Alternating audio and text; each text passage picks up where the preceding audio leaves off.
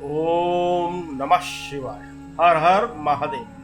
कोटि रुद्र संहिता के अध्याय में हम पत्नी सहित गौतम की आराधना से संतुष्ट हो भगवान शिव का उन्हें दर्शन देना, गंगा को वहां स्थापित करके स्वयं भी स्थिर होना, देवताओं का वहां बृहस्पति के सिंह राशि पर आने पर गंगा जी के विशेष महत्व को स्वीकार करना, गंगा का गौतमी या गोदावरी नाम से और शिव का त्र्यंबकम ज्योतिर्लिंग के नाम से विख्यात होना तथा इन दोनों की महिमा की कथा को सुनेंगे।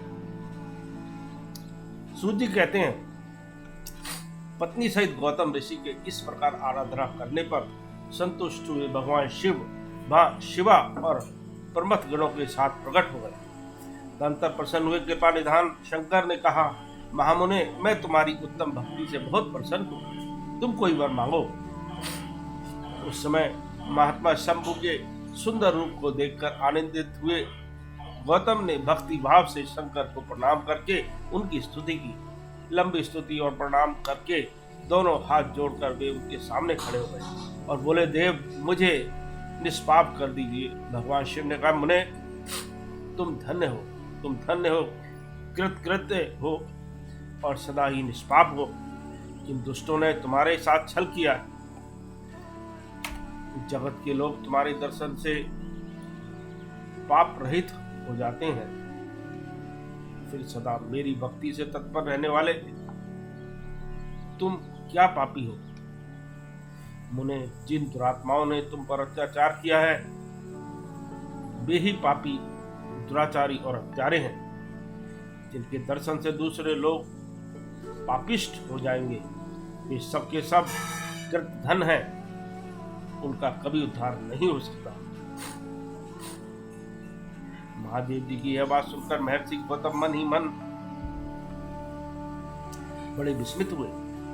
उन्होंने भक्ति पूर्वक शिव को प्रणाम करके हाथ जोड़ उन्हें इस प्रकार कहा। गौतम बोले, महेश्वर, उन ऋषियों ने तुम मेरा बहुत बड़ा उपकार किया। यदि उन्होंने यह बर्ताव न किया होता तो मुझे आपका दर्शन कैसे होता। धन्य है वे महर्षि जिन्होंने मेरे लिए परम कल्याणकारी कार्य किया है। उनके इस दुराचार से ही मेरा महान स्वार्थ सिद्ध हुआ है। गौतम जी की यह बात सुनकर महेश्वर बड़े प्रसन्न हुए। उन्होंने गौतम को कृपा दृष्टि से देखकर उन्हें शीघ्र ही यों उत्तर दिया। शिव जी बोले, विप्रवर, तुम धन्य हो, सभी ऋषियों में श्रेष्ठतर हो। मैं तुम पर बहुत प्रसन्न हुआ हूं। ऐसा जानकर तुम मुझसे उत्तम वर मांगो। गौतम बोले, नाथ, आप सच कहते हैं, तथापि 5 आदमियों ने जो कह दिया या कर दिया वह अन्यथा नहीं हो सकता। अतः जो हो गया सो रहे। देवेश, आप प्रसन्न हैं तो मुझे गंगा प्रदान कीजिए और ऐसा करके लोक का महान उपकार कीजिए। आपको मेरा नमस्कार है, नमस्कार है। यो कहकर गौतम ने देवेश्वर भगवान शिव के दोनों चरणाभिंद पकड़ लिए और लोकहित की कामना से उन्हें नमस्कार किया। तब शंकर देव ने पृथ्वी और स्वर्ग के सारभूत जल को निकालकर, जिसे उन्होंने पहले से ही रख छोड़ा था, और विवाह में ब्रह्मा जी के दिए हुए जल में से जो कुछ शेष रह गया था वह सब भक्त वत्सल शंभु ने उन गौतम मुनि को दे दिया। उस समय गंगा जी का परम जल परम सुंदर स्त्री का रूप धारण करके वहां खड़ा हुआ। तब मुनिवर गौतम ने उन गंगा जी की स्तुति करके उन्हें नमस्कार किया। गौतम बोले, गंगे, तुम धन्य हो, कृतकृत्य हो। तुमने संपूर्ण भुवन को पवित्र किया है, इसलिए निश्चित रूप से नरक में गिरते हुए मुझ गौतम को पवित्र करो। तब शिव जी ने गंगा से कहा, देवी, तुम मुनि को पवित्र करो और तुरंत वापस न जाकर व्यवस्थ मनु के 28वें कलयुग तक यहीं रहो। गंगा ने कहा, महेश्वर, यदि मेरा महात्मा सब नदियों से अधिक हो और अंबिका तथा गणों के साथ आप भी यहाँ रहे, तभी मैं इस धरातल पर रहूंगी। गंगा जी की यह बात सुनकर भगवान शिव बोले, गंगे, तुम धन्य हो, मेरी बात सुनो, मैं तुमसे अलग नहीं हूँ, तथापि मैं तुम्हारे कथनानुसार यहाँ स्थित रहूंगा। तुम भी स्वामी परमेश्वर शिव की यह बात सुनकर गंगा ने मन ही मन प्रसन्न हो उनकी भूरी भूरी प्रशंसा की। इसी समय देवता, प्राचीन ऋषि, अनेक उत्तम तीर्थ और नाना प्रकार के क्षेत्र वहां आ पहुंचे। उन सब ने बड़े आदर से जय जयकार करते हुए गौतम, गंगा तथा गिरिसाई शिव का पूजन किया।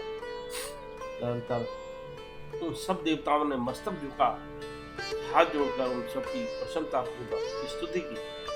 उस समय प्रसन्न हुई गंगा और द्विष ने उनसे कहा, श्रेष्ठ देवताओं, वर मांगो, तुम्हारा प्रिय करने की इच्छा से वह वर हम तुम्हें देंगे। देवता बोले, देवेश्वर, यदि आप संतुष्ट हैं और सरिताओं में श्रेष्ठ गंगे यदि आप भी प्रसन्न हैं, तो हमारा तथा मनुष्यों का प्रिय करने के लिए आप लोग कृपा पूर्वक यहाँ निवास करें। गंगा बोली, देवताओं, फिर तो सबका प्रिय करने के लिए आप लोग स्वयं ही यहाँ क्यों नहीं रहते? मैं तो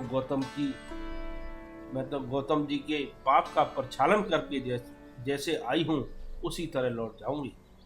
आपके समाज में यहाँ मेरी कोई विशेषता समझी जाती है, इस बात का पता कैसे लगे?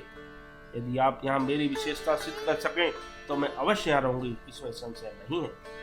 सब देवताओं ने कहा, सरिताओं में श्रेष्ठ गंगे, सबके परम सुहृद बृहस्पति जी जब सिंह राशि पर स्थित होंगे तब हम सब लोग यहाँ आया करेंगे, इसमें संशय नहीं है। 11 वर्षों तक लोगों का जो पातक यहाँ प्रक्षालित होगा, उससे मलिन हो जाने पर उसी पाप राशि को धोने के लिए आदर पूर्वक तुम्हारे पास आएंगे।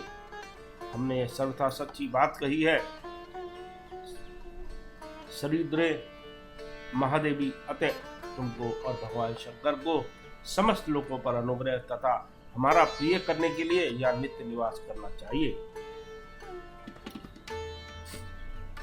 गुरु जब तक सिंह राशि पर रहेंगे तभी तक हम यहाँ निवास करेंगे। उस समय तुम्हारे जल में त्रिकाल स्नान और भगवान शंकर का दर्शन करके हम शुद्ध होंगे, फिर तुम्हारी आज्ञा लेकर अपने स्थान को लौटेंगे। सूर्य जी कहते हैं, इस प्रकार उन देवताओं तथा महर्षि गौतम की प्रार्थना करने पर भगवान शंकर और सरिताओं में श्रेष्ठ गंगा दोनों वहां स्थित हो गए। वहां की गंगा गौतमी गोदावरी नाम से विख्यात हुई और भगवान शिव का ज्योतिर्मय लिंग त्र्यंबक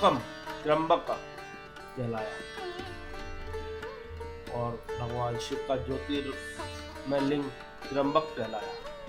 यह ज्योतिर्लिंग महान पातकों का नाश करने वाला है। उसी दिन से लेकर जब बृहस्पति सिंह राशि में स्थित होते हैं तब सब तीर्थ क्षेत्र, देवता, पुष्कर आदि सरोवर, गंगा आदि नदियां तथा श्री विष्णु आदि देवगण अवश्य गौतमी के तट पर पधारते और वास करते हैं। सब जब तक गौतमी के किनारे रहते हैं तब अपने स्थान पर उनका कोई फल नहीं होता। जब वे अपने प्रदेश में लौट आते हैं तभी वहाँ इनके सेवन का फल मिलता है। यह त्र्यंबक नाम से प्रसिद्ध ज्योतिर्लिंग गौतमी के तट पर स्थित है और बड़े बड़े पातकों का नाश करने वाला है। जो भक्ति भाव से इस त्र्यंबक लिंग का दर्शन, पूजन, स्तुति एवं वंदन करता है वह समस्त पापों से मुक्त हो जाता है। गौतम के द्वारा पूजित त्र्यंबक नामक ज्योतिर्लिंग इस लोक में समस्त अभिष्टों को देने वाला तथा परलोक में उत्तम मोक्ष प्रदान करने वाला है। मुनीश्वरों, इस प्रकार तुमने जो कुछ पूछा था वह सब मैंने यह सुनाया। अब और क्या सुनना चाहते हो कहो, मैं उसे भी तुम्हें बतलाऊंगा, इसमें संशय नहीं है। इस प्रकार कोटि रुद्र संहिता का यह समाप्त हुआ। ओम नमः शिवाय। हर हर महादेव, हर हर महादेव।